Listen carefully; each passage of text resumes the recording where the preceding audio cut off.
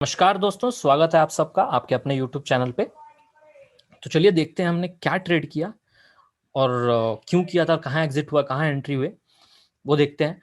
अगर आप देखें, मैंने मेरे थंबनेल पे अराउंड 9,300 लिखा हुआ है, लेकिन अगर यहाँ पे देखें अराउंड 11,300 है। तो डिफरेंस इसलिए है क्योंकि लास्ट में मैंने जो जो ट्रेड लिए थे वो कुछ स्ट्रैटेजी टेस्टिंग कर रहा था मैं। एक अपोलो हॉस्पिटल का ट्रेड था।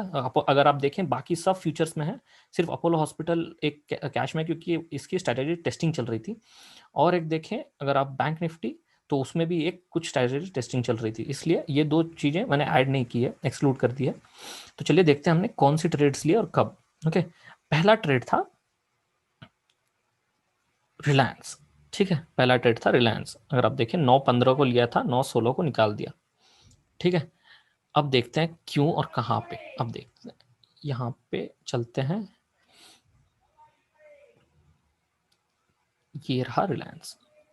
ठीक है, अब रिलायंस देखते हैं। रिलायंस में क्या हुआ था, अगर 1 मिनट का चार्ट देखें, क्योंकि पहले 5 मिनट में 1 मिनट का चार्ट ही प्रीफर करता हूँ। अगर आप देखें, ये ऑलमोस्ट अपने पिछले डे पे जहाँ पे कंसोलिडेट किया था वहां तक आ गया था। तो ये रीजन की वजह से मैंने यहाँ पे उसको बाय किया।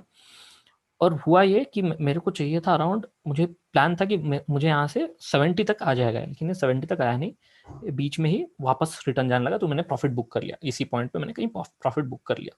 रीज़न यही था कि ये अच्छा अप ट्रेंड में था, अप मूव में है, क्योंकि बहुत ज़्यादा गिरने के बाद, अगर आप देखें, गिरने के बाद कंसोलिडेट करने के बाद वापस आया, देख रहे हैं, बहुत अच्छा फॉल हुआ। उसके बाद ये ब्रेक हुआ। कल कल अगर देखें, यहाँ पे होल्ड किया इसने, होल्ड करने के बाद ब्रेक हुआ है, अब ये ऊपर जा रहा है। ठीक है, तो इसी रीजन की वजह से मैंने इसको बाय किया था। ठीक है, तो इसको निकाल दिया था उस समय। अब अगला अगर मेरा ट्रेड देखें, वो है बैंक निफ्टी में। ठीक है, बैंक निफ्टी में कब 18 पे था और 20 पे निकल गया। मेरा 60 पॉइंट का एसएल था इसमें, जो कि एग्जीक्यूट हो गया। 60 पॉइंट का एसएल, बताता हूँ क्यों। और टारगेट था 100 पॉइंट्स का। अगर अगर वो एसएल हिट नहीं होता, अगर मैंने 20 पॉइंट एसएल ज़्यादा रखा होता तो एक्सिक्यूट हो जाता।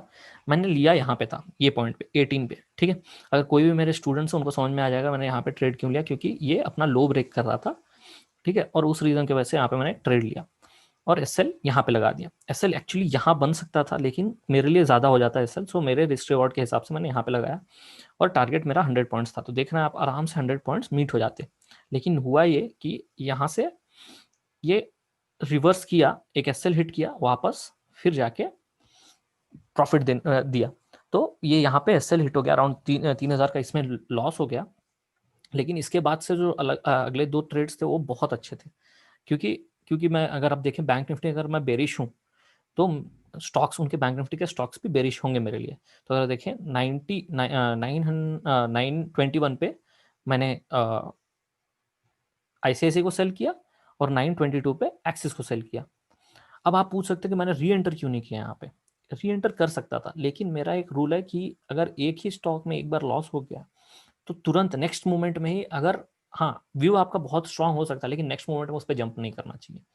मेरा बाकी एक्सिस और आईसीआईसी बैंक में व्यू स्ट्रांग था, इसलिए मैंने उसको फिर बाय और सेल किया। अगर आप देखें यहाँ पे, तो ये 5 मिनट लास्ट किए थे मेरे हिसाब से, ये ट्रेड्स 5 मिनट्स के अंदर निकाल दिया था मैंने यहाँ पे। हाँ, 79 पे मैंने एक्सिस को, आईसीआईसी बैंक को सेल किया था। ठीक है, अगर आप देखें इसमें डिफरेंस इसलिए है, एक पॉइंट जो एक्सिस और आईसीआईसी में मेरे को डिफरेंस मिला था, वो था, अगर आप देखें मैंने जल्दी सेल कर दिया था आईसीआईसी को। ठीक है, अराउंड 96 पे सेल कर दिया था 21 पे, और 922 पे ये एक्सिस सेल हुआ था 922 पे। तो ये थोड़ा मुंह दे चुका था ऑलमोस्ट, तो इसलिए मुझे वो पूरा मुंह नहीं मिला, नहीं तो यहाँ पे भी हमको एक अच्छा प्रॉफिट होता। अगर आप देखें 91, अराउंड 1 मिनट का डिफरेंस था, 1 मिनट के डिफरेंस में ही ये लेट हो गया था।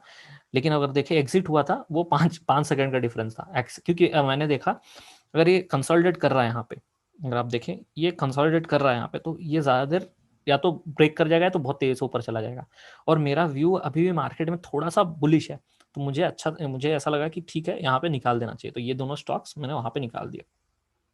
अब अगला जो ट्रेड था, अगर आप देखें औरो फार्मा, मैंने एक ऑर्डर लगा के रखा था 760 पे।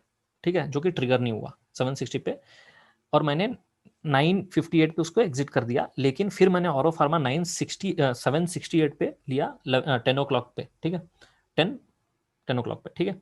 अब दिखाता हूँ क्यों। अगर आप 5 मिनट के चार्ट पे जाएं,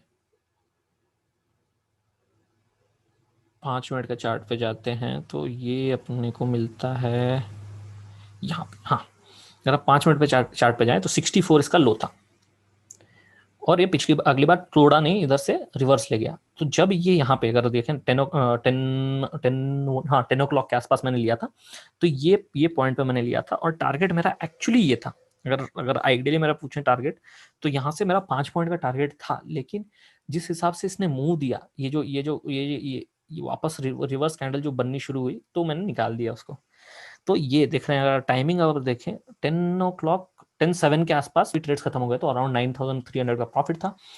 लेकिन लेकिन ये जो 11,000 हुई, इसके लिए दो अलग ट्रेड किए थे मैंने। अपोलो हॉस्पिटल अगर आप देखें, मैंने निकाल दिया था, मेरा एक्चुअली टारगेट था 23 का, लेकिन वो मैंने उसके पहले ही निकाल दिया, क्योंकि मुझे लगा कि अब मुझे कोई काम था, और मुझे लगा भी बहुत हो गया, मेरे को समझ में आ गया कि कैसे काम करेगा।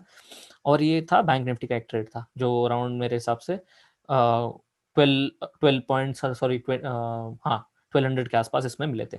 तो अगर आप देखें, और एक ट्रेड था वो जो एग्जीक्यूट नहीं हो पाया, वो बताता हूँ मैं कौन सा ट्रेड। ये ट्रेड मैंने यहाँ पे इसको प्लान किया था बाय करने को, मुथूट फिनांस को, यहाँ पे, ठीक है, 96 पे, और टारगेट था 10 पॉइंट्स, जो कि बहुत ही इजीली अचीव हो जाता। लेकिन क्यों नहीं किया? रीजन ये था कि मैं वेट कर रहा था औरो फार्मा का, कि ये गिरेगा तो मैं उसको ट्रेड करूँ, क्योंकि मेरे को मल्टीपल स्टॉक्स ट्रेड करने में फिर प्रॉब्लम हो जाती है कि इसको देखो उसको देखो। मैं प्रीफर करता हूँ एक स्टॉक या मैक्सिमम 2 स्टॉक्स। तो मैं इसमें घुसना नहीं चाहता था, क्योंकि ये, हाँ, हाई प्रोबेबिलिटी थी इसकी, लेकिन रीज़न ये था कि मेरे को था यहाँ से अगर ये बहुत तेज़ी से ऊपर चला जाएगा, ठीक है, तो पॉइंट्स मिल जाएंगे। अगर नहीं गया, अगर ये कंसोलिडेट कर गया थोड़ी देर के लिए, तो मेरा फिर औरो फार्मा वाला ट्रेड रह जाएगा, ठीक है। यही रीज़न की वजह से औरो फार्मा में था मैं, और मुथूट नहीं ले पाया। तो अभी के लिए बस इतना ही। अगर आपको वीडियो समझ में आई हो, अच्छी लगी हो, तो प्लीज़ वीडियो को लाइक कर दीजिए, सब्सक्राइब कर दीजिए, और शेयर कर दीजिए अपने दोस्तों के साथ। धन्यवाद।